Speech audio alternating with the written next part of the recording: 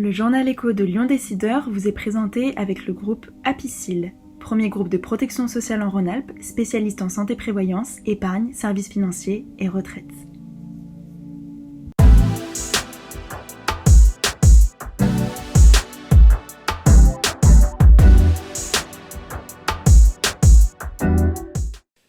Bonjour et très heureux de vous retrouver au cœur de l'Odyssée des entrepreneurs sur le plateau télé de Lyon Décideur et en présence de Daniel Cariotis, le directeur général de la Banque Populaire Auvergne-Rhône-Alpes. Bonjour. Jean-Pierre Vacher, bonjour. Comment allez-vous ? Très bien, merci d'être avec nous. Alors l'actualité pour vous, c'est le lancement de la Banque de la Transition énergétique, une première.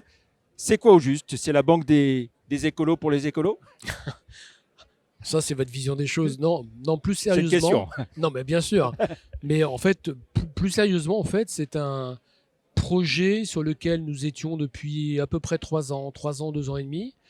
Un projet que je partageais avec celui qui, à l'époque, était le directeur financier de la banque, Pierre-Henri Grenier. Chez lui, c'est la transition énergétique, c'est une passion. Et chez moi, c'est une conviction personnelle que j'ai depuis les crises de 2008-2009. Où après les crises terribles qu'on a connues il y a plus de 10 ans, j'avais la conviction personnelle que notre monde ne pouvait plus exactement fonctionner comme avant. Et c'est la raison pour laquelle moi je souhaitais effectivement qu'une banque telle que la nôtre puisse s'engager, puisse prendre ses responsabilités et puis porter des projets, d'où la création de cette banque. On a déposé la marque en 2019. C'est une équipe aujourd'hui qui est constituée de 5 personnes. Et puis je pense que cette banque, après, elle est bien évidemment amenée à grandir, à croître au cours des prochaines années. Cariotis, il s'agit de recueillir donc de l'épargne verte et de la flécher vers des investissements de transition énergétique, tout en ayant, on va dire, l'appui du réseau d'agences de la Banque Populaire Auvergne-Rhône-Alpes. C'est ça. En fait, je pense notre utilité a priori sera double. La première, bien sûr, c'est d'avoir des produits d'épargne qui nous permettront de faire transiter ces produits d'épargne de nos clients, entreprises, professionnelles et particuliers d'ailleurs, vers des projets liés à la transition énergétique. Donc ça, c'est la première finalité. La deuxième, c'est aussi d'accompagner, c'est peut-être le sujet le plus difficile, mais d'accompagner tous nos clients sur ces sujets-là. Parce que quand vous êtes professionnel, quand vous êtes à la tête d'une petite entreprise, vous ne savez pas comment forcément aborder les sujets de transition énergétique. Et je pense qu'une banque comme la nôtre peut les accompagner dans la réflexion, dans la découverte de ces sujets, voire dans l'accompagnement, dans l'expertise. Donc vous voyez, on a quand même une approche 360 et j'espère qu'on va pouvoir accompagner le plus grand nombre de nos clients sur ces sujets-là. Alors, est-ce que vous allez mieux rémunérer cette épargne pour augmenter la collecte Non. Et d'ailleurs, on a interviewé un grand nombre de nos clients pour voir un petit peu quel était l'objectif qu'ils avaient au travers d'un livret vert, sécurité, transparence, rémunération. La rémunération est la dernière de leurs préoccupations. D'accord. En fait, bien sûr qu'il faut une rémunération, mais ce qui démontre quand même que nos clients comprennent tous les enjeux sociétaux auxquels nous sommes confrontés. Ils disent, on veut une rémunération normale, mais une surrémunération, ce serait presque contradictoire par rapport à la finalité de l'utilisation de cette épargne. Si on raisonne l'ensemble des investissements verts de la Banque Populaire Auvergne-Rhône-Alpes, ils sont de quel ordre chaque année à peu près ? Alors aujourd'hui, sans que ça soit une priorité absolue, on a déjà quasiment 150 millions d'euros, déjà. Donc avec des projets verts financés par déjà l'épargne qu'on a collectée sur des produits verts qui existaient déjà à la banque. Après, nos objectifs, bien évidemment, sont autres. Donc, c'est donner une autre impulsion à cela. Et on le fera notamment aussi en essayant de nous appuyer sur un écosystème, puisqu'on a constitué un comité consultatif. Donc, on a fait venir des institutionnels, des entreprises privées, que ce soit Schneider, la CNR, les ADEME, je ne vais pas tous les citer, pour qu'ils nous apportent leur regard, leur expertise, leur savoir-faire, et qui nous disent à un moment donné, voilà quel chemin vous devriez prendre. Parce que nous sommes quand même, nous avons beaucoup à apprendre sur ces sujets-là, bien évidemment. Alors, vous avez évoqué une équipe de 5 personnes. Il y a aussi un certain nombre de correspondants. Hein.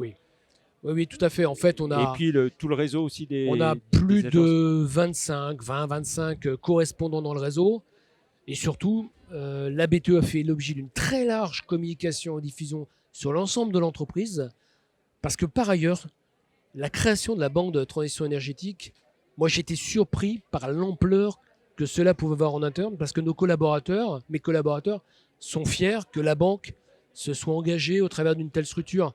Donc je pense que les relais dans l'entreprise seront peut-être encore plus naturels que les autres projets qu'on a eu l'habitude de porter jusqu'à présent. Est-ce qu'on peut dire que c'est une initiative qui a vocation à être prise dans d'autres banques populaires en France?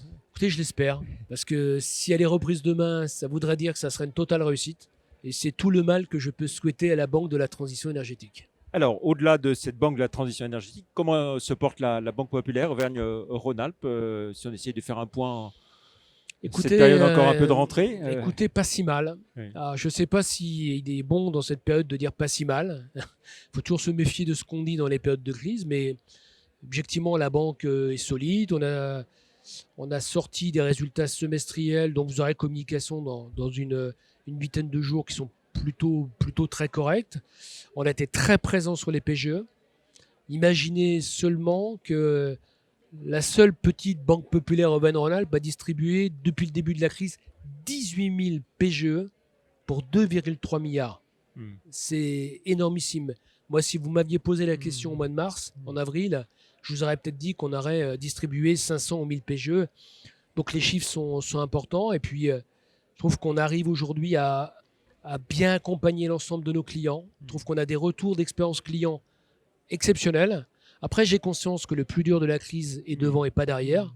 Et que là, on va rentrer certainement maintenant dans des temps beaucoup plus difficiles. Alors, vous avez évoqué les prêts garantis par l'État. Il y a aussi le plan de relance aujourd'hui.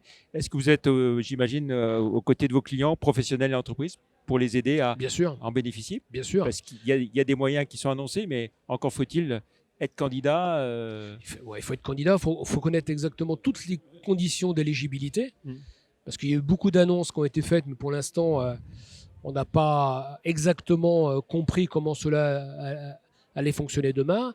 Il y a les plans gouvernementaux. Il y a aussi le plan de relance de la région, un peu plus d'1 milliard, 1,2 milliard, 1,3 milliard. Et puis vous avez aussi, c'est important, tout ce qui va être fait pour renforcer les fonds propres des entreprises. Donc avec certainement les titres participatifs ou les prêts participatifs qui seront distribués par les banques d'ici la fin de cette année. Et puis on travaille avec la région aussi pour aussi proposer des modalités de renforcement des fonds propres des entreprises. Donc objectivement, je trouve que chacun joue parfaitement son rôle, public, administration, entreprise privée, banque, pour faire en sorte qu'on sorte, si vous voulez, le moins écorné possible de cette terrible crise qu'on est en train de vivre aujourd'hui. Alors justement, cette crise, on l'a dit, elle bouleverse profondément la vie et le fonctionnement des entreprises, notamment des banques. Vous-même, vous avez dit, on sera plus comme avant. À part le lancement donc la banque de la transition énergétique, qu'est-ce que vous avez déjà changé? On a déjà changé beaucoup de choses. Déjà, oui. la BTE, c'est pas un petit projet quand même. Oui. Là, on va annoncer dans quelques jours la création aussi de notre fondation d'entreprise. Là aussi, qui va s'engager sur des grands sujets de transformation sociétaux. Et puis, par ailleurs, on voit bien qu'avec la crise, il y a des sujets nouveaux qui apparaissent, comme l'organisation du travail. Donc, sur ces sujets-là, on va essayer d'être moderne et puis d'associer nos collaborateurs à ces réflexions. Parce que plus que jamais, je crois que les collaborateurs, les salariés des entreprises doivent être acteurs des changements qui vont être opérés dans leur entreprise, dans leur établissement. Et je pense que c'est aussi un des challenges majeurs auxquels seront confrontés tous les chefs d'entreprise, que ce soit dans le milieu bancaire ou ailleurs. Le thème général de cette journée, ce sont les métamorphoses. C'est ce que vous venez d'évoquer, votre métamorphose pour la Banque populaire Auvergne-Rhône-Alpes. Vous voyez, la BTE, si on vous avait dit cela il y a 3 ans, je pense que personne ne l'aurait cru. Et je pense que la métamorphose, aussi la symbolique du caméléon n'a jamais été aussi forte. On le voit bien depuis le début de la crise, quand vous discutez avec des chefs d'entreprise, dès le départ, il y a ceux qui ont réussi à s'adapter, ceux qui ont eu les pires difficultés à comprendre ce qui se passait avant de réagir. Et je pense que ce qui nous attend, parce qu'on n'en est pas sorti, ça va aussi malheureusement faire une sélection entre ceux qui ont cette capacité d'adaptation supérieure à la moyenne et malheureusement ceux qui sont peut-être encore trop enfermés dans un modèle qui est peut-être un peu dépassé aujourd'hui. Voilà. mais cette notion de proximité, de manque de proximité très forte, ce modèle aussi coopératif, mutualiste, ça veut dire continuer à travailler quand même avec des agences. Bien sûr. Et puis proximité physique, parce qu'il y a les agences, mais mes collaborateurs sortent des agences. Les clients, il faut aller les voir. Un professionnel, il faut aller le voir. Un chef d'entreprise, il faut aller le voir. C'est clé. Et d'ailleurs, moi, je constate quand même qu'avant la crise, on parlait beaucoup des banques en ligne, énormément des banques en ligne. On annonçait presque la disparition des vieux mammouths bancaires traditionnels.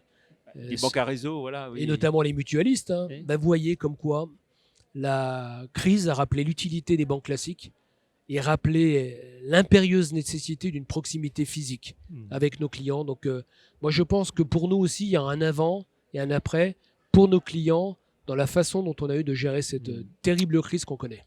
On le rappelle en quelques mots pour finir, quelques chiffres. La Banque Populaire Auvergne-Rhône-Alpes, c'est combien de salariés? Quel produit net bancaire? C'est 3400 salariés à peu près, 700 millions d'euros de chiffre d'affaires, un peu en dessous de 700 millions d'euros si je veux être honnête et transparent. C'est un peu plus de 3 milliards de fonds propres. Donc c'est quand même un paquebot. On est sur toute la région. On couvre les 12 départements de la région Auvergne-Rhône-Alpes plus les 2 départements des Alpes du Sud et un bout de la Corrèze. Voilà, donc on est un gros paquebot, mais on essaie de faire en sorte que ce gros paquebot ait aussi la souplesse d'une start-up. Voilà. Et 6 milliards d'euros de fonds propres, c'est ce qui fait aussi que le système bancaire français il tient bien la route aujourd'hui. Bien sûr. Et la liquidité, parce que on meurt souvent à cause de la liquidité, pas forcément à cause des fonds propres. Donc, et aujourd'hui, grâce notamment à la Banque Centrale Européenne, on a une liquidité qui est abondante. Il n'y a pas de problème de liquidité dans l'économie. Ça, c'est quand même un point qu'il faut rappeler régulièrement. Et quand, par ailleurs, on rappelle la solidité financière que nous avons en matière de fonds propres, liquidité plus fonds propres, ça nous permet d'affronter la crise avec un minimum de sérénité et de lucidité. Très bien. Merci beaucoup, Daniel Cariotis, d'avoir été notre invité donc, dans le journal Écho de Lyon Décideur. Merci, au revoir. Merci à vous.